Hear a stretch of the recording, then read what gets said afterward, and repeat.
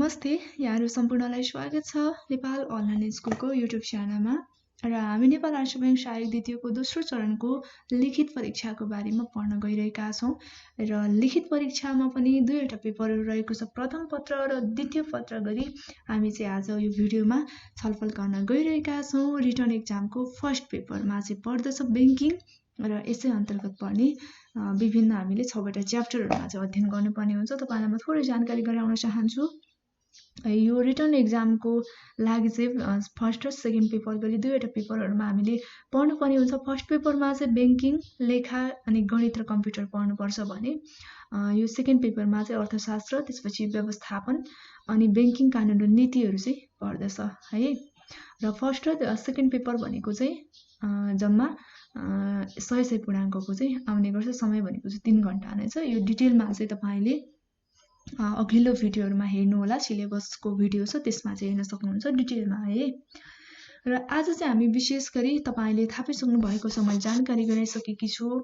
हाम्रो टपिक भनेको चाहिँ बैंकिङ रहेको छ। यो बैंकिङ चाहिँ हाम्रो सेकेन्ड पेपरको है, द्वितीय चरणको रिटन एक्जामको चाहिँ फर्स्ट पेपर अन्तर्गत पर्दछ है। यस अन्तर्गत हामीले जम्मा टोटल 6 वटा च्याप्टरहरु चाहिँ पढ्नुपर्ने हुन्छ बैंकिङ टपिक अन्तर्गतको। र यस च्याप्टर अथवा यस टपिकबाट भनेको चाहिँ बैंकिङबाट चाहिँ हामीलाई रिटन एक्जाममा कति मार्कको कतिवटा क्वेशन आउँछ भन्ने सम्बन्धमा 4 वटा क्वेशन आउँछ है, 10 मार्कको गरेर टोटल 40 मार्कको चाहिँ हामीलाई सेकेन्ड पेपरमा रिटन एक्जामको लागि चाहिँ बैंकिङ टपिकबाट क्वेशनहरु आउने गर्छ। अब म तपाईलाई थोरै जानकारी गराउन चाहन्छु। हामीले यो 6 वटा टपिकहरु अन्तर्गत चाहिँ के पढ्नु पर्छ भन्ने सम्बन्धमा छ है। पहिलो नम्बरमा चाहिँ हामी नेपालको बैंकिङ तथा वित्तीय प्रणालीहरुको विकासक्रम तथा स्वरूपको बारेमा हेर्छौं। भनेको चाहिँ निफ्लिज banking and financial system development and स्ट्रक्चरको बारेमा पढ्छौं। त्यसपछि दोस्रोमा भनेको नेपाल राष्ट्र बैंकको संगठनात्मक जुन अर्गनाइजेसनल स्ट्रक्चर हैन, फंक्शन्स, ड्युटीज एन्ड राइट्सको बारेमा पढ्छौं। अनि 3 नम्बरमा भनेको चाहिँ हामी बैंक तथा वित्तीय संस्थाहरूको काम, कर्तव्य र अधिकारहरू के छन् त भन्ने सम्बन्धमा छलफल गर्नेछौं है। अनि चौथो नम्बरमा बैंक तथा वित्तीय संस्थाहरूले प्रदान गर्ने बैंकिङ सेवाहरूको बारेमा हामी पढ्नेछौं। विभिन्न सेवाहरू रहेको छ, त्यस अन्तर्गत हामी डिटेलमा पढ्नेछौं। अनि 5 नम्बरमा चाहिँ वित्तीय साक्षरता, वित्तीय समावेशीकरण भनेको फाइनान्शियल लिटरेसी, फाइनान्शियल इन्क्लुजनको बारेमा पढ्नेछौं। र 6 नम्बरमा चाहिँ हाम्रो लास्ट च्याप्टरमा चाहिँ हामी मनी मार्केट र क्यापिटल मार्केटसँग रिलेटेड विषयवस्तुलाई डिटेलमा अध्ययन गर्नेछौं है। र यो त भयो जानकारी। यो जानकारी पश्चात अब भने चाहिँ हामी पहिलो च्याप्टर तर्फ लाग्दैछौं। पहिलो च्याप्टर भनेको चाहिँ हाम्रो रहेको छ, हामी पहिलो नम्बरमा पढ्छौं जुन बैंकिङ टपिक अन्तर्गतको नेपालको बैंकिङ तथा वित्तीय प्रणालीको विकासक्रम तथा स्वरूप, निफ्लिज banking and financial system development and स्ट्रक्चरको बारेमा चाहिँ हामी आजको यो भिडियोमा छलफल गर्नेछौं है। त्यसैले आउनुहोस् अब ढिला नगरी आजको विषयवस्तुतर्फ लागौं। अब हामी सुरुमा चाहिँ बैंकिङ अवधारणाको जुन बैंक भनेको चाहिँ के हो अथवा बैंकको अर्थ चाहिँ के हो भन्ने सम्बन्धमा थोरै बुझ्न जरुरी हुन्छ है। र हामीले चाहिँ अब निक्षेप स्वीकार गर्ने अनि ऋणहरु प्रदान गर्ने, मुद्राको स्थानान्तरण गर्ने हैन, अनि साख पत्रहरु सम्बन्धी कारोबार गर्ने जुन कानुनी मान्यता प्राप्त वित्तीय व्यावसायिक संस्थालाई चाहिँ बैंक भनेर बुझ्नुपर्छ है। अब बैंकको सम्बन्धमा चाहिँ यहाँ मैले लिएको छु एउटा परिभाषा। बैंक तथा वित्तीय संस्था सम्बन्धी ऐन 2073 का अनुसार भनेको चाहिँ यो बाफिया एक्ट 2073 का अनुसार चाहिँ बैंक भन्नाले के बुझिन्छ त है। अब हेरौं बैंक भन्नाले के बुझिँदो रहेछ। क वर्गका इजाजत पत्र प्राप्त गरी सो बमोजिम बैंकिङ तथा वित्तीय कारोबार गर्न स्थापना भएको संगठित संस्थालाई सम्झनु पर्छ। एउटा पोइन्ट हामीले के सम्झनु पर्यो भन्दाखेरि जुन ए क्लासको बैंकको कारोबार गर्नका लागि हैन लाइसेन्सहरु प्राप्त गरी सोही बमोजिमका बैंकिङ तथा वित्तीय कारोबारहरु गर्नका लागि स्थापना भएको संगठित संस्थालाई बैंक भनिन्छ। एउटा पोइन्ट हैन। अब यो शब्दले भनेको चाहिँ जुन सो शब्दले नेपालमा रहेका विदेशी बैंकको शाखा कार्यालय अनि नेपालमा स्थापित बैंक हैन, नेपाल बाहिर खोलेका शाखा कार्यालयहरु भयो, तथा यो ऐन अन्तर्गत भनेको चाहिँ बैंक तथा वित्तीय संस्था सम्बन्धी ऐन 2073 अन्तर्गत भनेको डी क्लासको घ वर्गको इजाजत पत्र प्राप्त गरी सो बमोजिम काम गर्न पूर्वाधार विकास बैंक र शाखा कार्यालय समेतलाई हामीले बैंक भनेर सम्झनु पर्छ अथवा जनाउँदछ। यो चाहिँ बैंक तथा वित्तीय संस्था सम्बन्धी ऐन 2073 का अनुसार है। र हामीले चाहिँ अब यहाँ बैंकको सम्बन्धमा बुझिसकेका छौँ।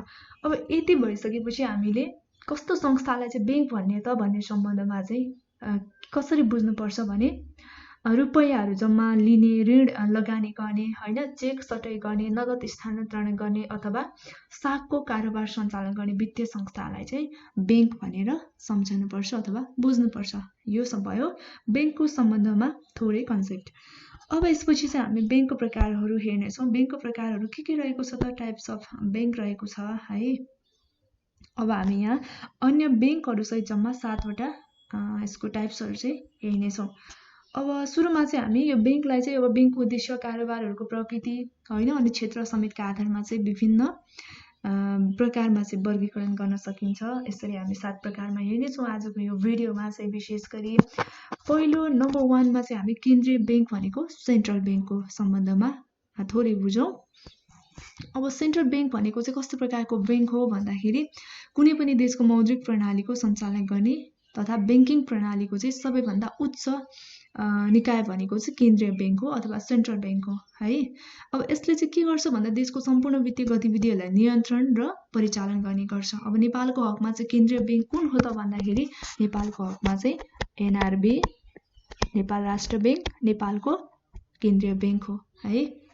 अब दोस्रोमा हेरौँ वाणिज्य ब्याङ्क, कमर्सियल ब्याङ्कको सम्बन्धमा।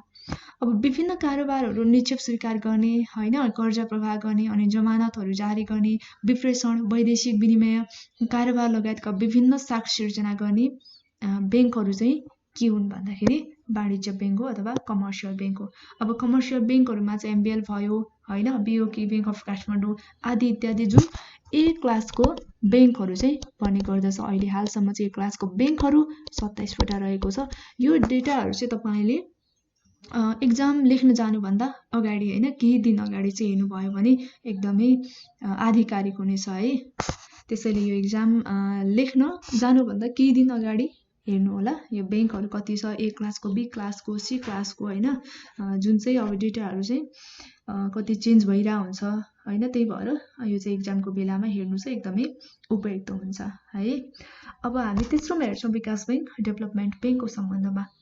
अब कुनै निश्चित क्षेत्रको विकासको लक्ष्य राखेर चाहिँ स्थापना गरिएको ब्याङ्कहरूलाई चाहिँ हामी विकास ब्याङ्क भनेर बुझ्छौँ। जस्तो कि कृषि विकास ब्याङ्क, होइन, एनआइडिसी, उद्यम विकास केन्द्र आदि चाहिँ यो विकास ब्याङ्क अन्तर्गतको ब्याङ्कहरू रहेको छ। अब चौथोमा हेरौँ ग्रामीण विकास ब्याङ्क, रुरल डेभलपमेन्ट ब्याङ्क। अब ग्रामीण क्षेत्रको विकासलाई चाहिँ लक्षित गरेर यदि स्थापना गरिएको ब्याङ्कहरू छन् भने ती ब्याङ्कहरूलाई चाहिँ हामी ग्रामीण विकास ब्याङ्क भनेर बुझ्छौँ है। जस्तै अब कुन कुन ब्याङ्कहरू पर्न सक्छन् भन्दाखेरि पूर्वाञ्चल ग्रामीण विकास ब्याङ्क भयो, अनि सुदूरपश्चिमाञ्चल ग्रामीण विकास ब्याङ्कहरू चाहिँ यो ग्रामीण विकास ब्याङ्क अन्तर्गत पर्दछ। अब 5औँमा हेरौँ सहकारी ब्याङ्क, कोअपरेटिभ ब्याङ्क। अब सहकारिताको अवधारणा अनुसार आवश्यक कर्जा र अन्य ब्याङ्किङ सुविधाहरू उपलब्ध गराएर कार्यक्रम अगाडि बढाउने उद्देश्यले स्थापना भएको ब्याङ्कहरूलाई चाहिँ हामी सहकारी ब्याङ्क भनेर बुझ्छौँ है। अब 6 नम्बरमा भनेको चाहिँ सामुदायिक विकास ब्याङ्क छ, कम्युनिटी डेभलपमेन्ट ब्याङ्क। अब सामुदायिक विकास ब्याङ्क भनेको चाहिँ जुन समुदायलाई लक्षित गरेर ती समुदायहरूको हक हित अथवा सहयोग गर्ने उद्देश्यले चाहिँ स्थापना भएको ब्याङ्कहरू चाहिँ सामुदायिक विकास ब्याङ्क हो है त। अब यस अन्तर्गत हामी अन्य ब्याङ्कहरू भनेको चाहिँ हामीले यो 6वटा ब्याङ्कहरूको बारेमा पढिसक्यौँ। अब यी बाहेक, यस बाहेकका अन्य चाहिँ के हुन सक्छन् भन्दा बचत ब्याङ्क भयो जस्तो, अनि विनिमय ब्याङ्क, आयात निर्यात ब्याङ्क, भूमि ब्याङ्क, हुलाक बचत ब्याङ्क आदि चाहिँ यो अन्य ब्याङ्क अन्तर्गत पर्दछ है। अब हामीले चाहिँ यहाँ ब्याङ्कका प्रकारहरू जम्मा अन्य ब्याङ्कहरू सहित 7वटा प्रकारमा विभाजन गरेर अध्ययन गरिसकेका छौँ। र अब यसपछि चाहिँ हामी हेर्दैछौँ वित्तीय तथा ब्याङ्किङ पद्धतिको उत्पत्ति र विकासक्रमको सम्बन्धमा। अब हामी यहाँ वित्तीय तथा ब्याङ्किङ पद्धतिको उत्पत्ति र विकासक्रमको बारेमा थोरै यसको ब्याकग्राउन्डलाई बुझौँ। अब ब्याङ्क शब्दको उत्पत्ति चाहिँ सर्वप्रथम है इटालियन शब्द यो ब्याङ्कोबाट भएको भने तापनि जुन फ्रेन्चहरूको ब्याङ्क अनुसार चाहिँ फ्रान्सेली शब्द है, यो ब्याङ्कको बाटो चाहिँ अङ्ग्रेजीमा चाहिँ ब्याङ्क भएको अथवा नामाकरण गरिएको भन्ने चाहिँ धारणा राखेको पाइन्छ है। र यसरी अब 12औं शताब्दीमा चाहिँ जुन बैंक व्यवसायहरूको पुनर्जागरण भयो, त्यति बेला चाहिँ यहुदीहरूले ब्याजमा ऋणहरू दिने र लिने कामको सुरु गर्नको साथसाथै बहुमूल्य वस्तुहरूको सुरक्षा पनि प्रदान गर्न थाले हैन। यसपछि इटालीका महाजनहरू भनेको चाहिँ मर्चेन्ट्सहरूले पनि यसलाई चाहिँ केही व्यवस्थित रूपमा सञ्चालन गर्न सुरु गरे भने अब यसरी सन् 1157 मा बैंक अफ भेनिसको चाहिँ नामको पहिलो बैंकको स्थापना भयो। कहिले भन्दाखेरि 1157 इस्वीमा चाहिँ बैंक अफ भेनिसको स्थापना भयो पहिलो बैंकको रूपमा। यसपछि चाहिँ इटालीका प्रत्येक राज्यहरूमा चाहिँ बैंक गृहहरू भनेको चाहिँ बैंक हाउसहरू सञ्चालनमा आए। अब यसरी आधुनिक युगको बैंकिङ विकासलाई चाहिँ हामी यसरी 4 चरणमा विभाजन गरेर अध्ययन गर्नेछौँ है। अब पहिलो नम्बरमा चाहिँ हामी धार्मिक र जातीय समुदायसँग सम्बन्धित कसरी भयो त भन्ने सम्बन्धमा हेर्छौँ। अब यस अन्तर्गत चाहिँ प्राचीन कालमा बैंक व्यवसायका प्रकृतिसँग मिल्ने बैंकिङ कारोबार गर्ने विभिन्न धार्मिक संस्थाहरू, जात तथा समुदायहरू चाहिँ यो धार्मिक र जातीय समुदायहरू अन्तर्गत पर्दछन्। अब दोस्रोमा साउ महाजन मर्चेन्ट्स रहेको छ। अब आधुनिक बैंकको पूर्वजहरूमध्ये महाजनहरूले चाहिँ सबैभन्दा पुराना मानिन्छन् है। र यिनीहरू चाहिँ विशेष गरी सुन चाँदीको सिक्काहरू सटाइ गर्ने अनि विदेशी मुद्राहरू सटाइ गर्ने, सुन चाँदी जस्ता बहुमूल्य वस्तुहरूको स्वीकार गर्ने अनि त्यसको चाहिँ सुरक्षा प्रदान गर्ने गर्दथे। र नियमित कारोबार हुँदै गएपछि अब यी व्यक्तिहरूप्रति चाहिँ सर्वसाधारण व्यापारीहरूको विश्वास पनि निकै बढ्दै गयो। अब अर्को भनेको चाहिँ ऋणदाताहरू छ। अब यिनीहरूले चाहिँ आफ्नो बचतहरू ब्याजमा दिने गर्थे है। अनि बचत लगानी गरी ब्याज आर्जन गर्ने पेसाले चाहिँ आफ्नो जीविका चलाउन थाल्यो हैन। आसामीहरू पुस्तैनी व्यवसाय गर्ने साहुहरूले विश्वास गर्न थाले। जुन आफूसँग भएको बचत जम्मा गर्ने उद्देश्यले चाहिँ साहु महाजनहरू कहाँ लैजाने गर्थे, राख्ने गर्थे है। साहु महाजनहरूले चाहिँ जुन आसामीको बचतमा ब्याज पनि दिने प्रथाको सुरुवात गरे र उनीहरूले चाहिँ प्रदान गर्ने ब्याज र लिने ब्याजमा अब अन्तर राखे। क्रमशः अरूको बचतको लगानी गरी ब्याजको अन्तरबाट व्यवसाय चलाए आधुनिक बैंक व्यवसाय जस्तो कार्य पनि सुरु गरे यो ऋणदाताहरूले। अब चौथोमा छ सुनार भनेको चाहिँ गोल्ड स्मिथ। अब यिनीहरूले चाहिँ जुन बहुमूल्य धातुहरूको व्यापार गर्ने गर्दथे है। बैंकिङ प्रणाली प्रचलनमा नभएको बेलामा चाहिँ मानिसहरूको सुन चाँदी त्यसपछि बहुमूल्य धातुहरू चाहिँ सुरक्षा गर्ने गर्थे र मानिसहरूले पनि त्यस्ता बहुमूल्य धातुहरू चाहिँ सुनार कहाँ लगेर जम्मा गर्न थाले। र सुनारले चाहिँ यस्ता धातुहरू सुरक्षाका साथ राखिदिने अनि त्यसको रसिद पनि दिन थाले। अब धातुको सुरक्षा गरिदिए बापत सुनारहरूले कमिसन लिन्थे हैन। रसिद लिएर चाहिँ अब भुक्तानी माग्न आउँदा सुनारहरूले तुरुन्तै दिने हुँदा उनीहरूप्रति चाहिँ अब विश्वास पनि क्रमशः बढ्न थाल्यो। अब यही विश्वासले गर्दा चाहिँ रसिद सुनमा परिवर्तन नगरी पनि व्यक्तिहरूले चाहिँ बीज मूल्यमा स्थानान्तरणको रूपमा चल्न थाल्यो। पछि क्रमशः यसले चाहिँ बैंकको रूप लियो। यो सुनारहरू गोल्ड स्मिथहरूप्रति विश्वास बढ्दै गएपछि अब यिनै प्रयासहरूको अनुभवलाई चाहिँ जुन व्यवसायको रूपमा विकास गर्दै सन् 1157 मा बैंक अफ भेनिस स्थापना भयो है। अनि सन् 1401 मा चाहिँ यो बैंक अफ बार्सिलोना र सन् 1619 मा चाहिँ बैंक अफ जर्मन आदि बैंकहरूको चाहिँ स्थापना भयो। र बेलायतमा चाहिँ सन् 1649 मा स्थापित बैंक अफ इङ्ल्यान्डले चाहिँ आधुनिक बैंकको स्थापनामा चाहिँ सहयोग पुग्यो।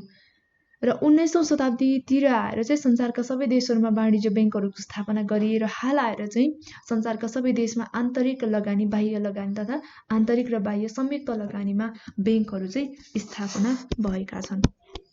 यो चाहिँ भयो वित्तीय तथा बैंकिङ पद्धतिको उत्पत्ति कसरी भयो र विकासक्रम कुन रूपमा हुँदै आयो भन्ने सम्बन्धमा हामीले हेरिसक्यौँ। अब यसपछि चाहिँ हामी हेर्छौँ नेपालमा बैंकिङ तथा वित्तीय प्रणालीको विकासक्रम के रहेको छ। यस अन्तर्गत चाहिँ नेपालमा कसरी बैंकिङ प्रणालीहरूको विकासक्रम भएको छ भन्ने सम्बन्धमा थोरै यसको ब्याकग्राउन्ड बुझौँ। त्योभन्दा अगाडि चाहिँ हामी वित्तीय संस्था भनेको चाहिँ के हो भनेर बुझ्नुपर्छ भने निक्षेप स्वीकार गर्ने, त्यसपछि ऋण प्रदान गर्ने अनि मुद्राको स्थानान्तरण गर्ने तथा साखपत्र सम्बन्धी कारोबार गर्ने सङ्गठनलाई चाहिँ बैंक तथा वित्तीय संस्था भनेर भनिन्छ है। र बैंक तथा वित्तीय संस्था सम्बन्धी ऐन 2073 अनुसार चाहिँ ब्याज र बिना ब्याजमा निक्षेपहरू स्वीकार गर्ने तथा त्यस्तो भुक्तानी दिने नेपाल राष्ट्र बैंकले तोकिदिए बमोजिमको कर्जा दिने लगायतका कार्यहरू गर्ने है कर्जाहरू दिने लगायतका कार्यहरू गर्ने संस्थाहरूलाई चाहिँ बैंक तथा वित्तीय संस्था भनिन्छ। र सोही ऐनमा चाहिँ इजाजत पत्रको लागि आवश्यक हुने न्यूनतम पुँजीहरू कार्यक्षेत्र र कारोबारका आधारमा बैंक तथा वित्तीय संस्थाहरूलाई चाहिँ ABCD गरेर 4 वर्गमा चाहिँ वर्गीकरण गरेको। अनि सोही बमोजिमको इजाजत पत्रहरू सम्बन्धित बैंक तथा वित्तीय संस्थाहरूलाई प्रदान गर्ने कुरा पनि उल्लेख छ भने चाहिँ पूर्वाधार बैंकलाई भने चाहिँ कुनै पनि क्लासमा अथवा वर्गमा चाहिँ विभाजन गरेको पाइँदैन। अब नेपालको हकमा है नेपालमा चाहिँ बैंक तथा वित्तीय संस्थाहरूको विकास क्रमको प्रस्थान बिन्दु भनेको चाहिँ नेपाल बैंक लिमिटेड हो। नेपाल बैंक लिमिटेडको स्थापना चाहिँ कहिले भयो त भन्दाखेरि 1994 कार्तिक 30 मा यो NBL चाहिँ यो विकास क्रमको प्रस्थान बिन्दु हो नेपाल बैंक लिमिटेड। यसको स्थापना भनेको चाहिँ 1994 कार्तिक 30 गते भयो है, जुन चाहिँ नेपाल बैंक लिमिटेड तत्कालीन नेपाल बैंक ऐन 1994 बमोजिम चाहिँ स्थापना भएको थियो। र नेपाल बैंक स्थापनाबाट चाहिँ विकास भएको नेपालको बैंक तथा वित्तीय संस्थाहरूको विकास क्रम हाल चाहिँ विद्यमान बैंक तथा वित्तीय संस्था सम्बन्धी ऐन 2073 र नेपाल राष्ट्र बैंक ऐन 2058 पछि कार्यान्वयन पछि चाहिँ उचाइमा पुगेको पाइन्छ। अब यो विकास क्रमलाई चाहिँ हामी यहाँ 5 पोइन्टमा हेर्नेछौँ जुन चाहिँ सिरियली रहेको छ। सुरुमा हामी ऐतिहासिक काल भनेको चाहिँ 1994 भन्दा अगाडिको हेर्छौँ। त्यसपछि सरकारी साङ्गठनिक बैंकिङ व्यवसायको प्रारम्भ भनेको चाहिँ 1994 देखि 2040 सम्मको अवधि, बैंकिङ व्यवसायमा उदारीकरणको प्रारम्भ भनेको चाहिँ 2049 देखि 2058 सम्मको अवधि। यसैगरी मर्जर सम्बन्धी विनियमले लागू भएपछि 2068 सालदेखि चाहिँ हालसम्मको अवधिलाई पनि हेर्नेछौँ। अब सुरुमा चाहिँ हामी ऐतिहासिक काल भनेको विक्रम सम्वत 1994 भन्दा अगाडिको अवधिमा के रहेको थियो त भन्ने सम्बन्धमा हामी चर्चा गरौँ। अब यस अन्तर्गत चाहिँ जुन नेपालको बैंकिङ प्रणालीको विकास क्रमलाई अध्ययन गर्दा है नेपालका गाउँका साहु महाजनहरूलाई चाहिँ व्यावसायिक कारोबारका रूपमा लिइन्छ, जुन साहु महाजनहरूको कारोबारलाई है। र यो चाहिँ सन् 1937 भन्दा अगाडिको समय अवधि है, यो चाहिँ सनमा यहाँ विक्रम सम्वतमा छ। र यस समयमा चाहिँ के हुन्थ्यो भन्दा साहु महाजनहरूले ऋणहरू दिने अनि त्यस बापत चाहिँ ब्याजहरू लिने अथवा असुल्ने गर्दथे हैन। र यस बापत चाहिँ के हुन्थ्यो त ब्याजको रूपमा चाहिँ के लिन सकिन्थ्यो अथवा लिन्थ्यो भन्दाखेरि घिउ, ठेकी, अन्न अथवा श्रम आदि चाहिँ ब्याजको रूपमा लिन्थ्यो। र गोर्खाका राजा राम शाहको पालामा चाहिँ वार्षिक ब्याज नगदको 100 कडा 10 र जिन्सीको चाहिँ 100 कडा 20 निश्चित गरेको पाइन्छ। अब यसपछि ऐतिहासिक कालमा चाहिँ तत्कालीन राजाहरूले आफ्नो कार्यकालमा चाहिँ विभिन्न प्रकारका मुद्राहरूलाई पनि प्रचलनमा ल्याएको पाइन्छ, जसमा चाहिँ अब मानदेवको पालामा माननको मुद्रा हैन, अनि गुण कामदेवको पालामा चाहिँ गुणाङ्क मुद्राहरू चाहिँ प्रचलनमा ल्याएको पाइन्छ। र राजा रतन मल्लले चाहिँ तामाको सिक्का अनि महेन्द्र मल्लले चाँदीको सिक्का आदि पनि प्रचलनमा ल्याएका छन् भने चाहिँ विक्रम सम्वत 1989 मा चाहिँ टक्सार विभागको स्थापना भएपछि नेपालमा चाहिँ वैज्ञानिक रूपमा सिक्काहरूको निष्कासन गर्न थालिएको देखिन्छ। यसरी चाहिँ मुद्रा निष्कासन सँगसँगै जनतालाई पनि कर्जा लिने दिने कार्यको चाहिँ सुरु भएको पाइन्छ। यो ऐतिहासिक काल भनेको चाहिँ विक्रम सम्वत 1994 भन्दा अगाडिको समयमा है। अब दोस्रो नम्बरमा चाहिँ सरकारी साङ्गठनिक बैंकिङ व्यवसायको प्रारम्भ भनेको चाहिँ यो विक्रम सम्वत 1994 देखि 2040 सम्मको अवधिमा। अब यसमा चाहिँ के भएको छ त भन्दा यो चाहिँ सन् यहाँ चाहिँ विक्रम सम्वतमा सनमा चाहिँ कति भन्दा 1937 देखि 1983 सम्मको अवधि हो है। यो समयमा चाहिँ अब तराईको विभिन्न उद्योगहरू चाहिँ स्थापना भएको पाइन्छ नेपालको तराई क्षेत्रतिर है। अनि यस अवधिमा चाहिँ सर्वप्रथम कम्पनी ऐन कानुन 1993 को पनि प्रारम्भ भएको पाइन्छ। अनि नेपाल बैंक कानुन 1994 को निर्माण पनि भएको पाइन्छ। अनि यसै ऐनको आधारमा चाहिँ विक्रम सम्वत 1994 कार्तिक 20 मा चाहिँ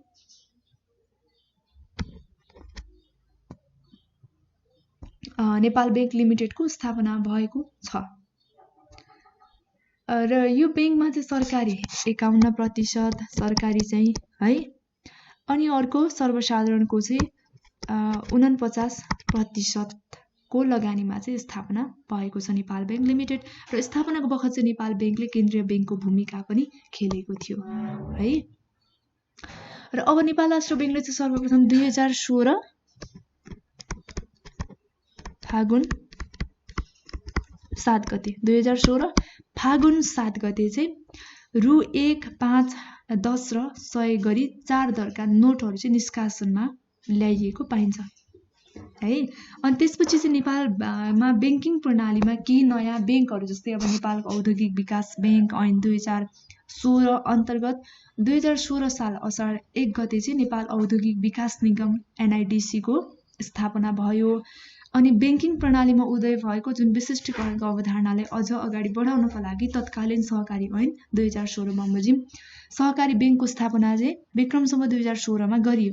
र यो चाहिँ सरकारी बैंकलाई प्रतिस्थापन गर्दै कृषि विकास बैंकको पनि स्थापना गरियो त्यसपछि। र यसले चाहिँ सहकारी कृषि र विकासमूलक कर्जाहरू प्रवाह गर्ने जिम्मेवारी दियो जुन चाहिँ कृषि विकास बैंकलाई।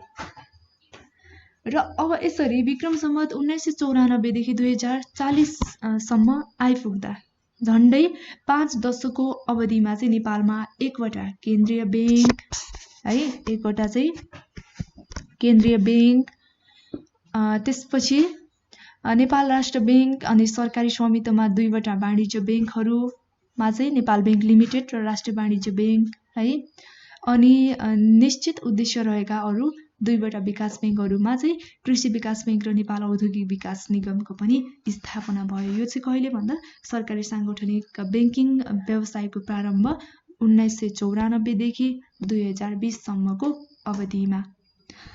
अब अर्को भनेको चाहिँ बैंकिङ व्यवसायमा उदारीकरणको प्रारम्भ भनेको चाहिँ 2049 देखि 2058 सम्मको अवधि। यो अवधि चाहिँ अब सन् 1963 देखि 2003 सम्मको अवधि हो सनमा। अब यो अवधिमा चाहिँ के हुन्छ भने सन् 1980 को प्रारम्भदेखि नै विश्वव्यापी रूपमा उदारीकरणको लहर त देखियो, जसको फलस्वरूप चाहिँ नेपालमा पनि बैंकिङ क्षेत्रमा उदारपन छायो र लामो समयदेखि एकाधिकार जमाइरहेका सरकारी बैंकसँग चाहिँ प्रतिस्पर्धामा निजी क्षेत्रका बैंकहरूलाई पनि प्रवेश खुल्ला गरियो। र यसको फलस्वरूप 2041 असार 29 गते नेपाल अरब बैंक लिमिटेड भनेको चाहिँ हालको नोबेल बैंकले कारोबार सुरु गर्यो।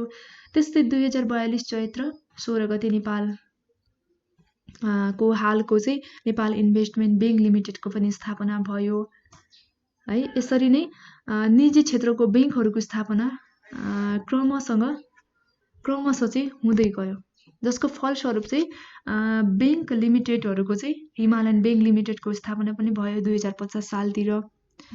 अनि नेपाल बङ्गलादेश बैंक लिमिटेडको 2051 सालमा स्थापना भयो। त्यसै गरी एभरेस्ट बैंक हैन, अनि त्यसपछि बैंक अफ काठमाडौँ आदिको पनि स्थापना हुँदै गयो।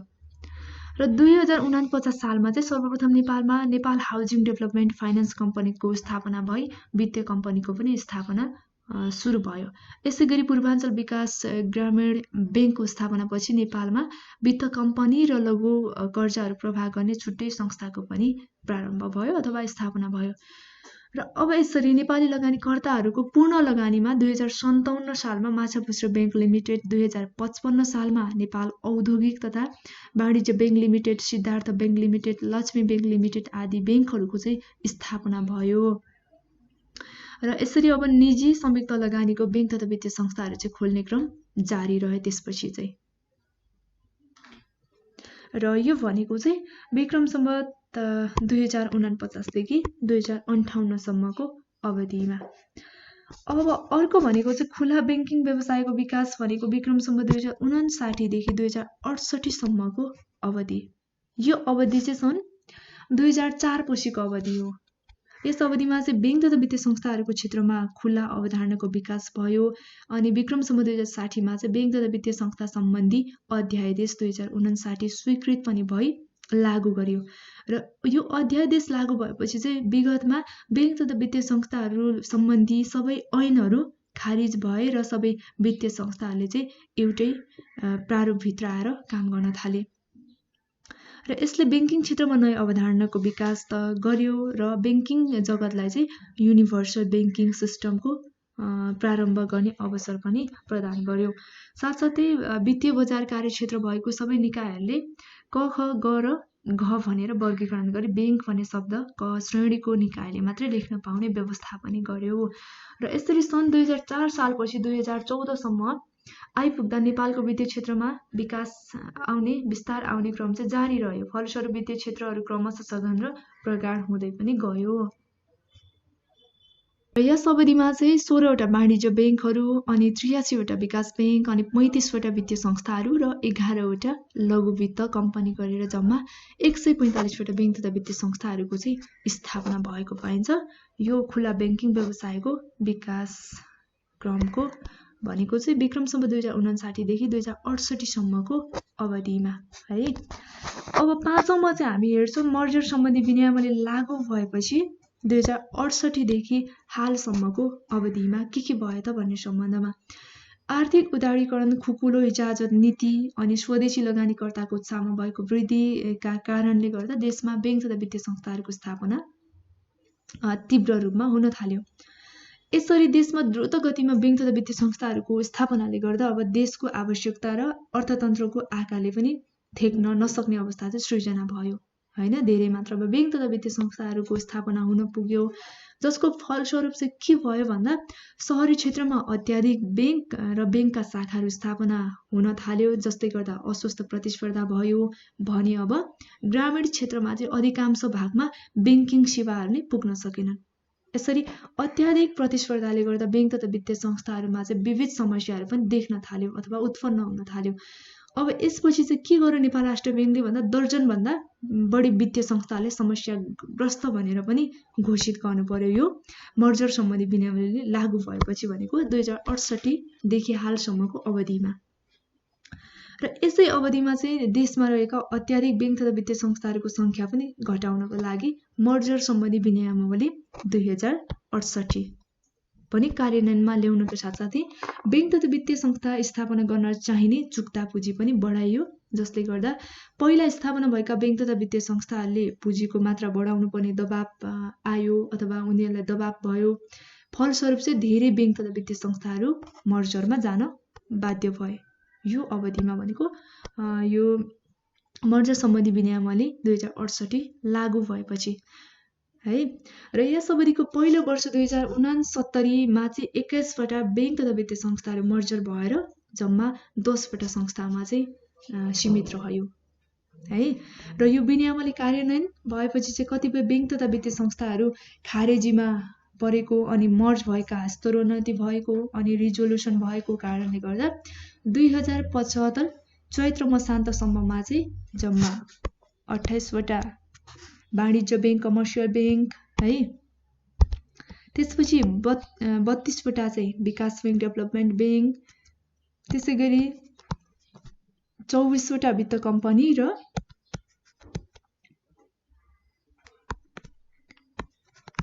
91वटा चाहिँ लघु वित्त संस्थाहरू चाहिँ सञ्चालनमा रही वित्तीय कारोबार गरिएको पाइन्छ। यो चाहिँ कहिलेसम्म भन्दाखेरि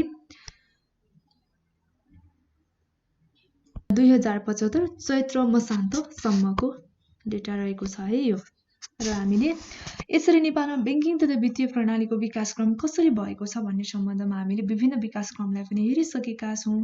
अब चाहिँ हामी हेर्छौँ विकासक्रमपछि हालको ब्याङ्किङ अवस्था के छ त भन्ने सम्बन्धमा।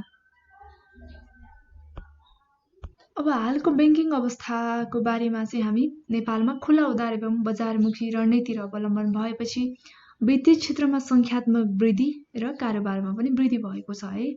र प्रतिस्पर्धात्मक ब्याङ्किङ व्यवसायको विकास हुँदै गइरहेको वर्तमान अवस्थामा चाहिँ सीमित बजार र सम्भाव्य क्षेत्र साँघुरो भएकोले नेपालको ब्याङ्किङ क्षेत्रको चाहिँ गुणात्मक वृद्धिमा जोड दिनु पर्दछ।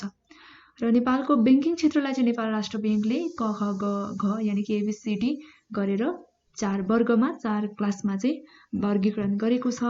र 2075 चैत्र मसान्तसम्मको चाहिँ हामीले अगाडि नै हेरिसक्यौँ, जसमा चाहिँ 28वटा वाणिज्य ब्याङ्क, 32वटा विकास ब्याङ्क, 24वटा वित्त कम्पनी तथा 91वटा चाहिँ लघु वित्त कम्पनीहरू गरी जम्मा 75वटा बैंक तथा वित्तीय संस्थाहरू चाहिँ सञ्चालनमा रहेको थियो है। त्यो चाहिँ 2075 चैत्र मसान्तसम्मको डेटा रहेको छ। यसै गरी चाहिँ त्यस समयमा भनेको त्यो अवधिमा चाहिँ 1वटा पूर्वाधार विकास बैंक समेत सञ्चालनमा आएको छ। यस्तै गरी 40वटा बिमा कम्पनीहरू र अन्य कर्मचारी सञ्चय कोष, नागरिक लगानी कोष, ब्ल्याक बचत बैंक लगायतहरूको पनि सञ्चालनमा रहेका छन्। अब यसमा चाहिँ हामी पहुँचको स्थिति हेर्छौँ के रहेको छ त। पहुँचको स्थितिमा यो चाहिँ 2076 ज्येष्ठ मसान्तसम्मको डाटा रहेको छ है। यहाँ ABCD क्लासको बैंक कति, यिनीहरूको ब्रान्च कति, टोटल ब्रान्च कति भनेर हामी हेर्छौँ।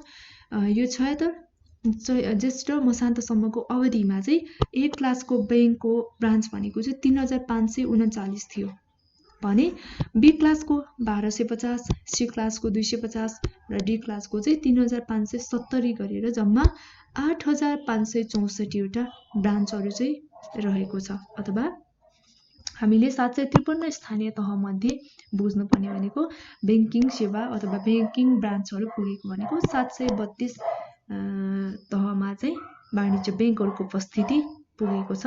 यो चाहिँ 2076 ज्येष्ठ मसान्तमा चाहिँ वाणिज्य बैंक, विकास बैंक अनि वित्त कम्पनीहरूमा रहेको निक्षेप खाता सङ्ख्या 2,73,00,000 तथा कर्जा खाता सङ्ख्या चाहिँ 14,54,000 पुगेको छ। अनि एटिएमहरूको सङ्ख्या भनेको 3,188 रहेको छ। यो चाहिँ पहुँचको आधारमा भयो।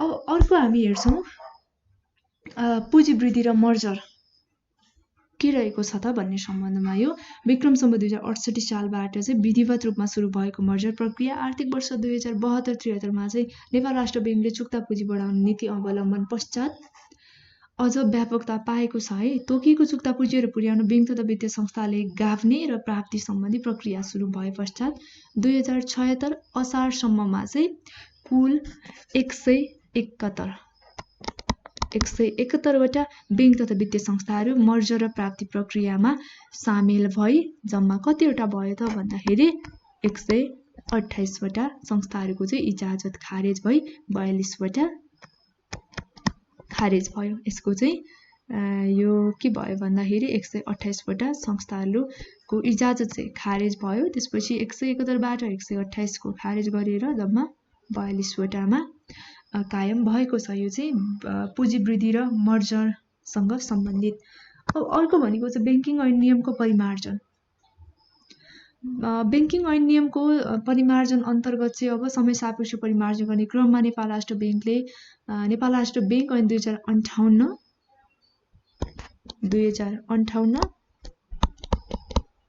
NRB एक्ट है,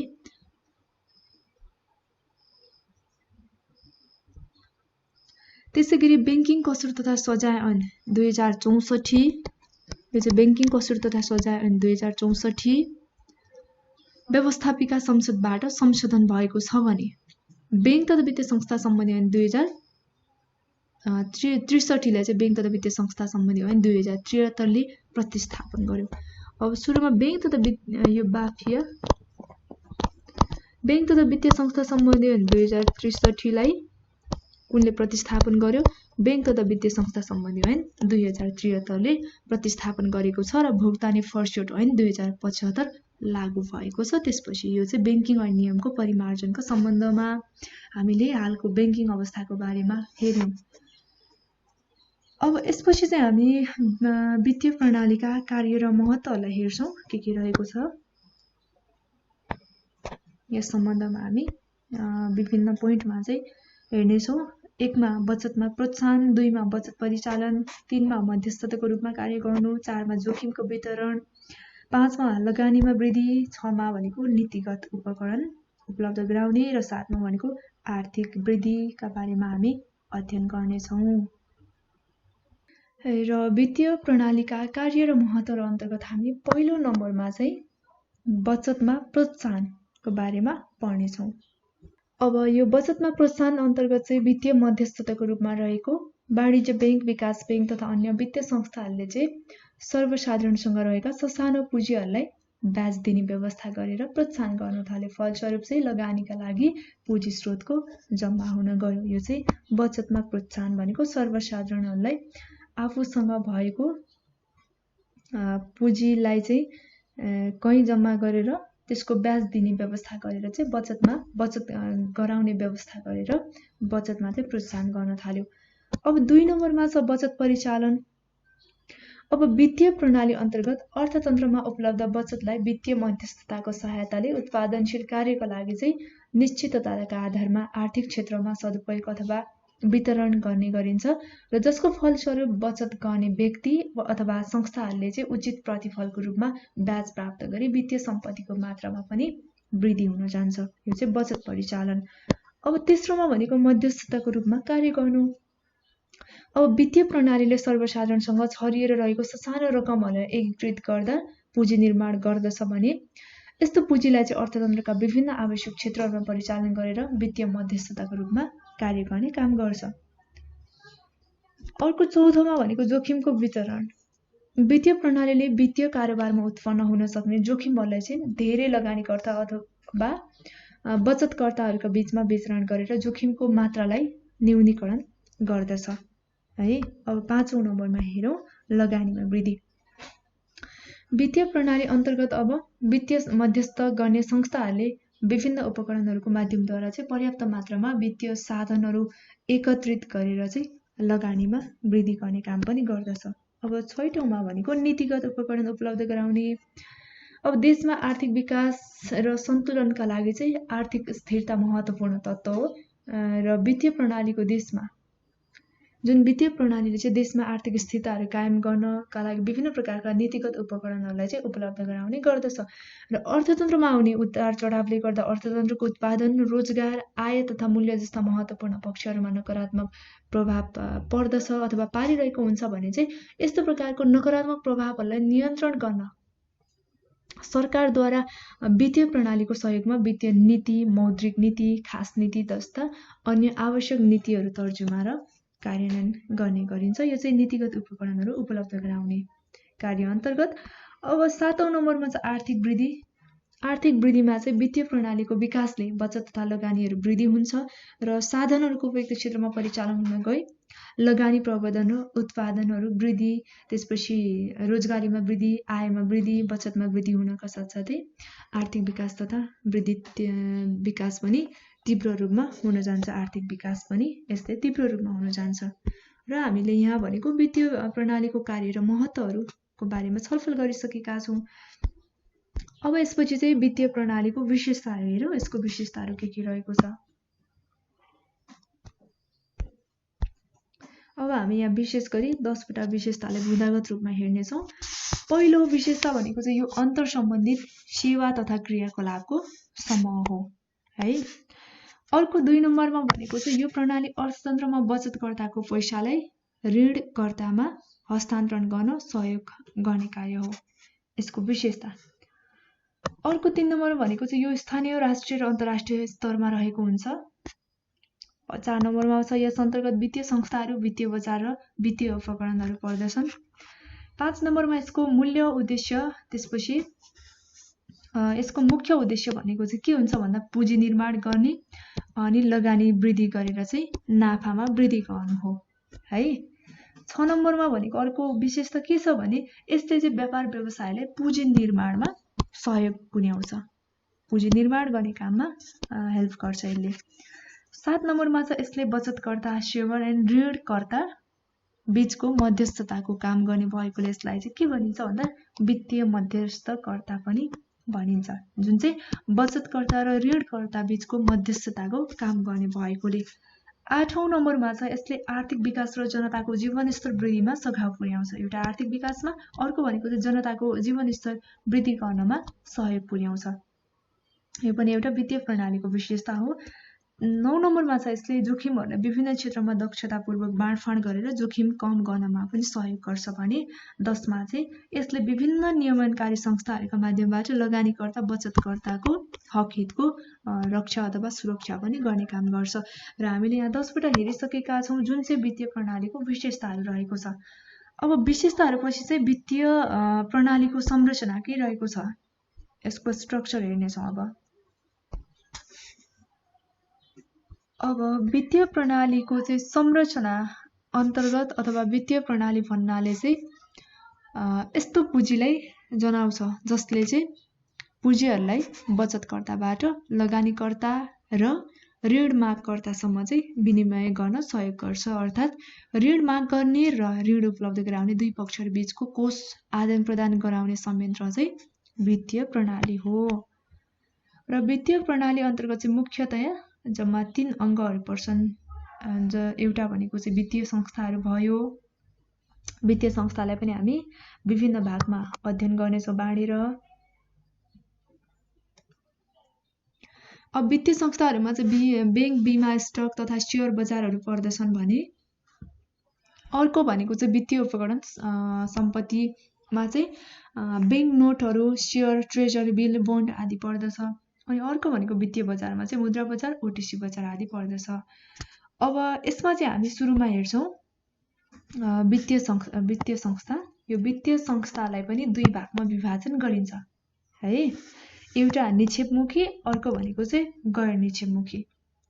अब वित्तीय संस्थामा समाजमा रहेको निष्क्रिय बचतलाई विभिन्न वित्तीय उपकरणहरूको माध्यमबाट चाहिँ सङ्कलन गरेर सरल र प्रभावकारी ढङ्गबाट वित्तीय स्रोतको आवश्यकता परेका व्यक्ति, संस्था अथवा सरकारलाई चाहिँ प्रभाव गर्न का लागि यस कार्यमा चाहिँ संलग्न वित्तीय मध्यस्थतालाई चाहिँ वास्तवमा वित्तीय संस्था भनिन्छ है। यस अन्तर्गत चाहिँ अब हामी निक्षेपमुखीमा पनि हामी वाणिज्य बैंक, त्यसपछि विकास बैंक, वित्तीय कम्पनीहरू, बचत तथा ऋण सहकारी संस्थाहरू पर्दछ।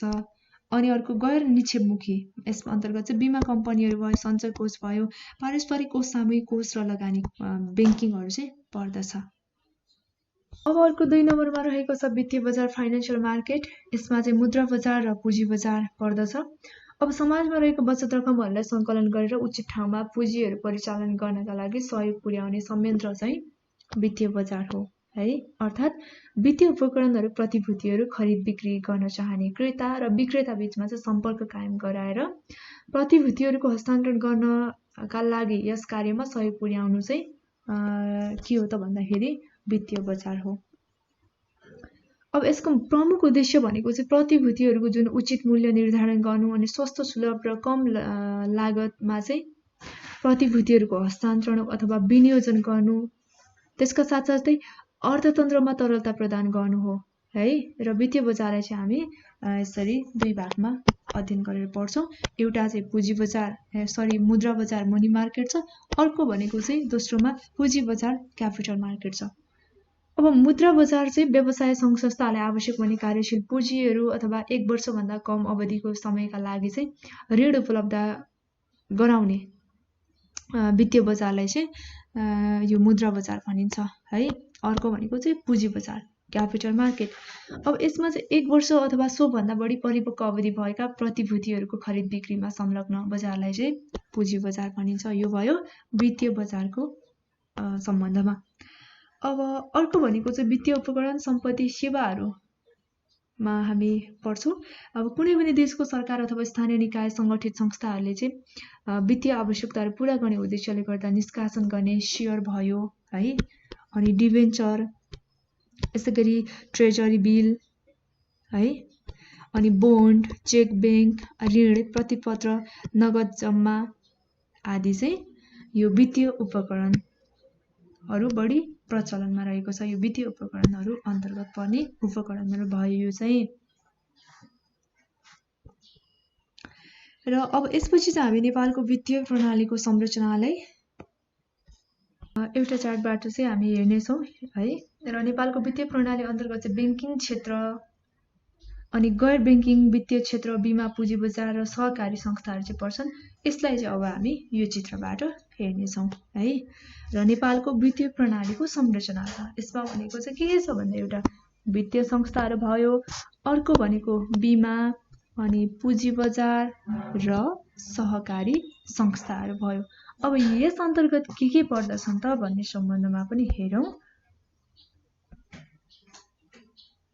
अब पहिलो नम्बरमा चाहिँ हामी यो वित्तीय संस्थाहरूमा पनि अन्य के पर्छन् भन्दाखेरि एउटा भनेको बैंकिङ पर्छ, अर्को भनेको चाहिँ गैर बैंकिङ वित्तीय संस्था गरेर दुईवटा पर्दछ वित्तीय संस्थाहरू अन्तर्गत। अब बैंकिङ अन्तर्गत चाहिँ के पर्दछ भन्दाखेरि म यहाँ थोरै अलि जुम गरेर देखाउँदैछु। बैंकिङमा चाहिँ हाम्रो 4 वर्गका बैंकहरू पर्दछ, जस्तो कि ए वर्गको भयो, अर्को भनेको चाहिँ ख वर्गको बी हैन, अनि ग त्यसपछि घ वर्गको बैंकहरू चाहिँ केमा पर्यो भन्दाखेरि यो बैंकिङमा पर्यो। अब गैर बैंकिङ वित्तीय संस्थामा चाहिँ के पर्दछन् भन्ने सम्बन्धमा एउटा नागरिक लगानी कोष भयो, अर्को भनेको कर्मचारी सञ्चय कोष र स्वास्थ्य बीमा बोर्ड भयो। अर्को यो चाहिँ वित्तीय संस्थाहरू अन्तर्गतको बैंकिङ भित्रको र गैर बैंकिङ वित्तीय संस्था अन्तर्गतको। अब यसपछि 2 नम्बरमा हामी बीमा हेर्छौं।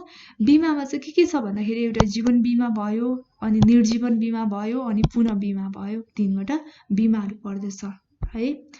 अब यसपछि 3 मा भनेको पुँजी बजार अन्तर्गत के पर्छ।